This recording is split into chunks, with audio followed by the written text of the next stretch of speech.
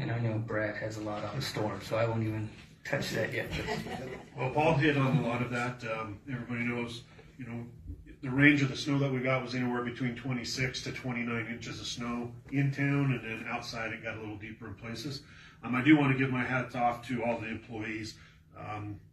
Either they supported each other or, they did what they had to do from each department to help out, but they really all came together and worked. Just a few stats thing that I had all the supervisors come back and give me today was, on the fire department side, we had 27 related weather calls within a 3-day period. So that was pretty busy for us. The police department responded to 86 weather-related calls in 3 days. So that's a lot of time there. We did put in a lot of overtime. We did close down the city building and all the other services for a couple days, which is kind of a first that we've closed all the way down for quite some time. But I felt that if we want people to stay home, why make things more complicated and give them an option to come out? Let's keep the employees home and safe that can be home. The other jobs required that they had to come to work. But water department, they put in 30 hours of overtime just during the snowstorm, and they were assisting the streets department of plowing and doing things like that, as well as going to a couple call outs and things like that. Motor pool had 6 hours. This is our big one here, the electric department, and I'm going to give you some numbers, Paul, to help. They had 108 after hours storm related calls. So 108 calls. And with all the time that all the crew put in and everything, they worked 188 overtime hours out of that whole crew. So they put in a lot of extra time.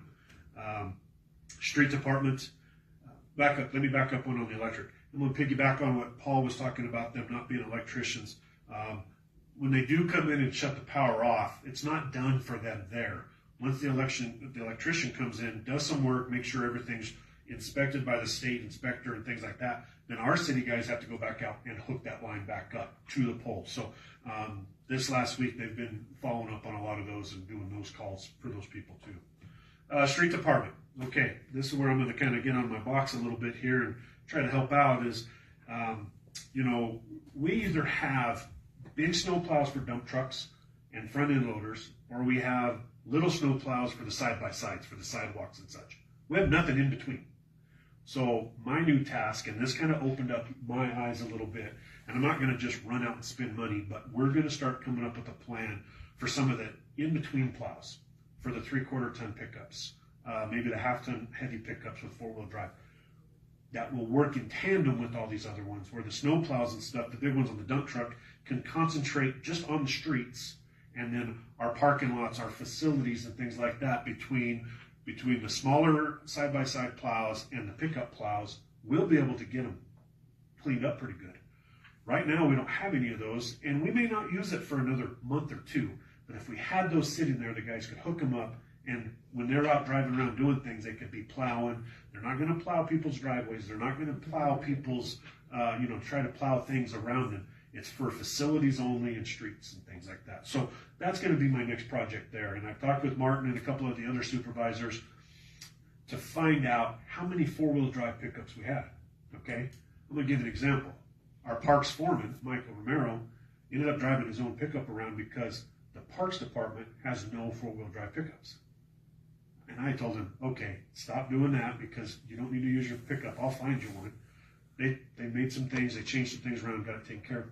But when we start replacing these vehicles, especially with this fleet program that we're using with the police department, great opportunity. It's not going to cost us any more to get a pickup with 4-wheel drive and maybe a snowplow here and there, where it did back in the 1990s when these were all big things.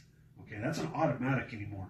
We should not be hurting ourselves, making sure that we have the right equipment, and I think you guys are probably tired of me saying that over and over, but figuring out what equipment we need to do the right job. And those are the little things that opened up my eyes.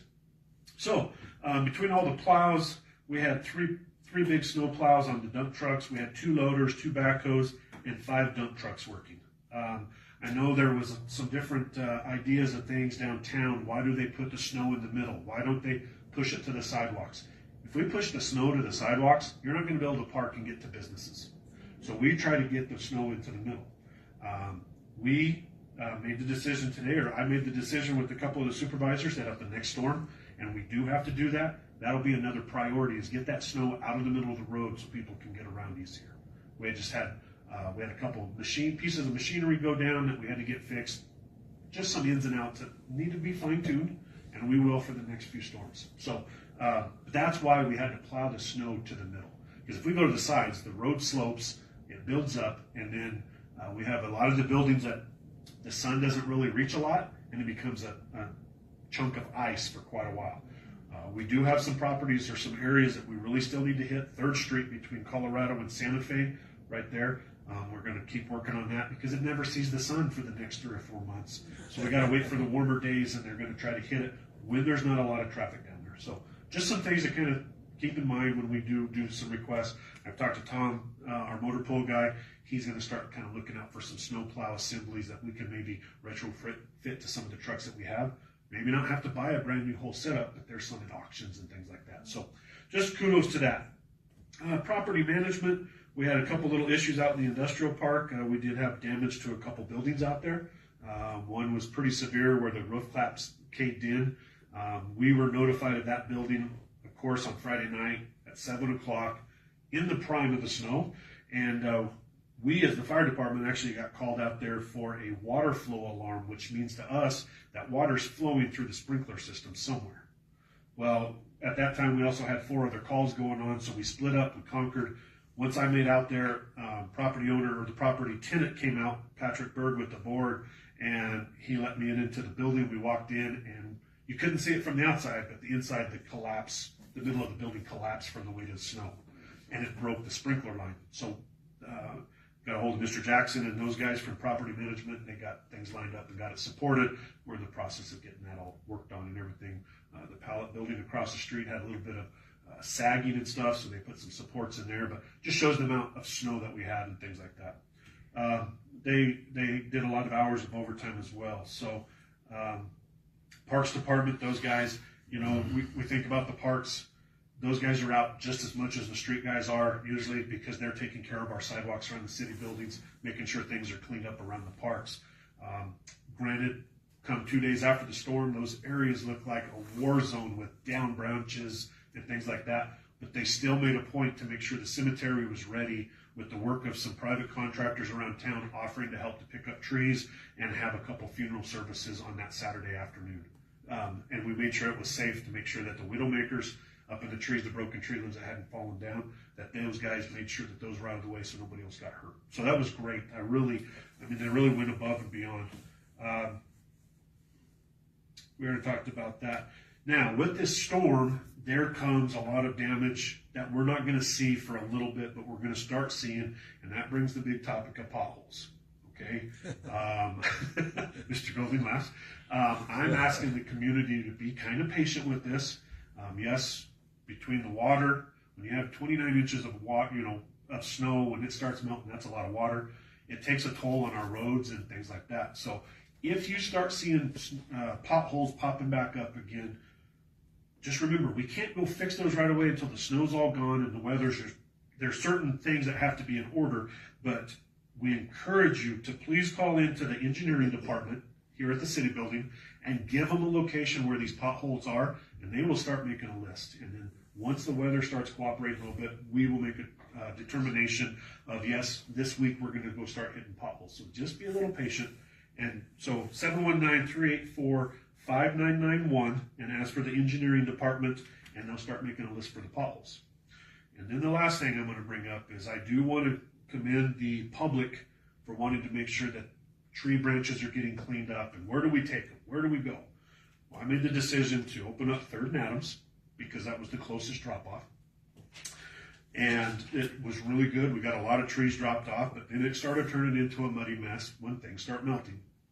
I talked with Mr. Jackson. They made access down to the tree dump. And yes, we did open up the tree dump.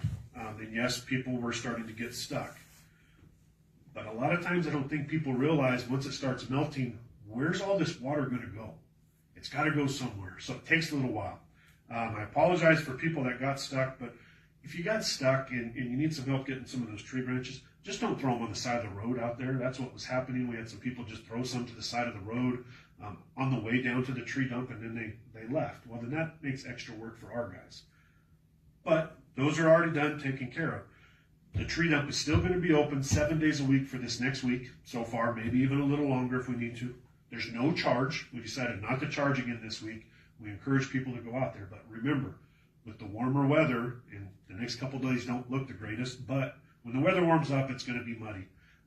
Bill and his guys are going to work really hard on getting a road grader down there to try to knock it down so we can help it start drying out.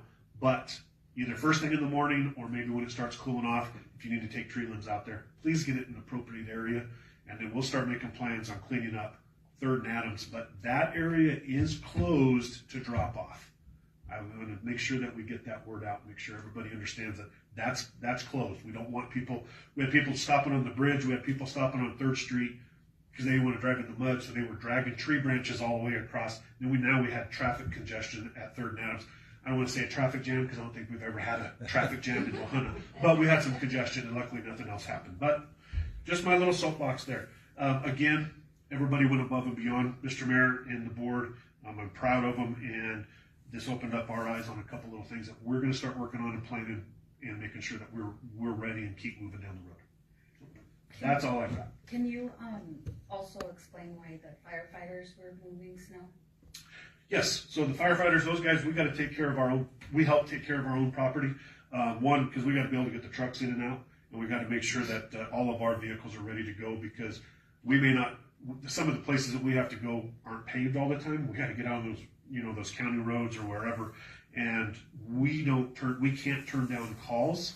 So if somebody calls 911 and needs help, we got to get out. So my guys, they take care of cleaning off the ramp, and by us helping take care of that, it kind of frees up the resources to stay out on the main roads and take care of those. So I even jumped in a backhoe for probably 5.5 hours total between 2 days. The Parks Department guys were done for a little bit, so I commandeered their backhoe and moved some of the snow around the city building to help my guys keep it cleared. So that's why they were out doing it too. Thank you. Real quick, Brad. What about the trees right now that are still widow makers that are hanging on people's property? You want to talk about that? Yeah. So if the trees on your property, you're ultimately responsible for that. We did have a couple trees that got cut down. Martin Montoya met with the homeowners, and we got those taken care of because the ground is so saturated and trees were leaning that if that tree falls, that's not the city's responsibility. That is yours as the homeowner. So we did get a couple cut down. We are encouraging people that give the phone call, get a hold of some tree trimmers or things like that. Or if you see some that's an immediate threat or danger, please call the city building, the engineering department, and we'll try to arrange to get some help out there. We won't usually try to come out and do it unless it's an immediate threat, and then do what we can do. But we don't have the resources to do it. But call if they're on your property. Make sure that you're getting your property taken care of. We understand too that the road out there to the tree dump is really muddy right now. So if you can wait a little bit, Mr. Jackson and I talked. We may keep that open a little longer than just a week, so it can help dry out. You're not going to get a ticket for tree limbs sitting on your property in the next few weeks. Now, come 6-7 months, they're still there, and you haven't had a chance to get there. Then we got to talk. But for right now, I know that was the big thing is, well, they're giving tickets and things like that. That's not the case. The guys are going to use their judgment and things like that. But just work with us a little bit. Be patient. We like to give updates as much as we can, and we'll be putting some things out on Facebook about and the website as well as the conditions of the road out there to the tree dump and things like that. And we even had a building downtown have some damage. Yeah, we currently have one right now in the 200 block of Colorado. Our building department person, Amy Hill, took care of meeting with the owner today. We told them it had to get worked on as soon as possible. They're trying to find somebody to get over there. We do have it coned off with some traffic cones and some police tape right now, so nobody really walks underneath it. So if you see those, that doesn't mean step over the cones and walk through there. We don't want anybody to get hurt, but they are addressing it as soon as possible. Yeah, I talked to Amy just a little bit ago, and she said people are walking through there, so please don't walk through there. Number one. Number two, that's what's going on. It's not a crime scene. Right, it's not, something bad happened downtown. It's nothing like that. It's just, I think overall, Mr. Mayor and the board and the council, I think we're in pretty good shape where we are. It's going to take a little while to thaw out. The weather the next couple of days not the greatest to warm up, but hey, Mother Nature threw the dart, hit us on the map this time, and here we are. And I just want to add, in addition to all of our employees, I want to thank our supervisors, coming from the top with Brad. I was getting a ton of phone calls. I was shooting them to Brad, to Todd, to Chris Arguello, and everyone was like, okay, what can we do? How can we get there? And I was like, I just want to pass that information along. We talked for a good while today about different things, and Brad's already on top of it. He's already thinking, we might not get 26 inches next time, but we will still have a plan in place. On top of that, it's always a way to get better. It's not just say, oh, we had that happen, and then forget about it until the next storm, and then we go through it all over again. So we will continually work to get better. Well, and we had to make that decision. When I made the decision to shut things down, we had to think about the bus service. Well, the buses couldn't get around. And think about the library.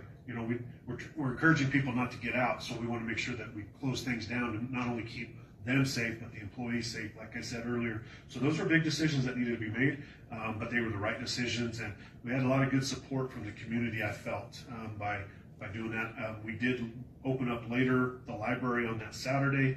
I think they opened up at noon, and it was well used that afternoon, but by that time people were able to get out and about. But the first 2 days, that Thursday and Friday, we didn't want people out and about. So I really appreciate all the help and work that everybody did for that. I think a big part too is our social media. Yeah. We had a guy out there making videos, informing people of My what was stocking going cap on. giving away, so. You guys need to learn the Zoom. Yeah. They told me they're going to get me a poll. I want you guys to see me up close. That way you And we remember. did. That's right. I thought you were going to put some sunglasses on. Well, I didn't have any. I don't have any good ones to go over these, so, and I got to be able to see. So, No, but I do appreciate everything and all your support as well of letting us do what we need to do. And then on the potholes, it's not if you see it. We know you're going to see one. Make sure you do call the engineering office, because just because it's common to you, maybe it's right in front of your house and you go home every day and you see it, that doesn't mean that we're all going by that pothole every day. So it's not like, oh, everyone should know about this. But we have to know. We have to put that on the list, even if it's right there by going to Safeway, because that's one that always gets in. Everyone just thinks, well, someone else did it. Someone else told someone else about it. So. Yeah, this moisture was great, but the number that it does on many things is really a lot of wear and tear on things, especially the equipment that we use. They're now trying to make plans of trying to get some things fixed up and replaced, because it's just a lot of wear and tear when they're out plowing for 8 hours at a time. They're hitting potholes, they're hitting man covers, they're hitting curbs, whatever, by accident. But it's a lot of wear and tear. Now we got to rebuild back up. The public sector too, thanks to a lot of those, Yes. tree trimmers and everyone that's helping out and stepping up Yeah. and didn't ask for a lot in return. They wanted to help the community. Yeah, That's what- we couldn't have done it without any of them. I have an addendum, if you don't mind. About the sanitation, they did try doing a trash pickup on Friday, and they did actually, but the county commissioners elected to close the landfill, so our trash trucks sat filled until Monday. Yeah, and we try not to do that because of the different types of chemicals or whatever's in there. That is really hard. And we just purchased these 2 new nice trash trucks. We didn't want too much, and it becomes a hazard, because if somebody puts stuff in there and it's a chemical reaction, now we could have a vehicle fire with trash on top of it, which could cause even more problems. So that's one of the reasons too. Yeah, sure. And they do get stuck. Very, A couple of trash yes. trucks get stuck.